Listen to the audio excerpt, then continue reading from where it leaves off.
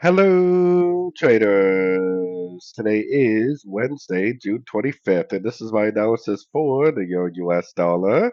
So, anyways, we're on the 1 hour time frame. Hopefully, you've been watching my videos because my most recent Euro dollar video, I said that this is very likely the end of a correction. And what happens at the end of a correction? It goes up and makes a new high, which is exactly what happened in this situation.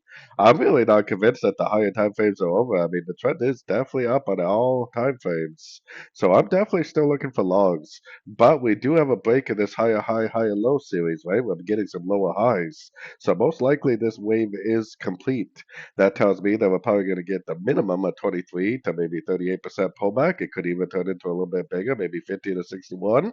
I have no idea how big of a pullback it's going to make. I just know that if it does make a pullback, which I think it will, then I am definitely going to be ready to go long at the end of three-way pullbacks, especially three-way Fibonacci bounces. If it makes three ways down to a fib level, nice engulfing move to the upside, then I definitely will be ready to go long again for the continuation of a trend that is up on every single higher time frame. So anyways, don't forget to like, subscribe. Don't forget to join my free Discord channel, link down here in the corner. Check out my website, fxpipcollector.com. And as always, thank you for watching and happy trading.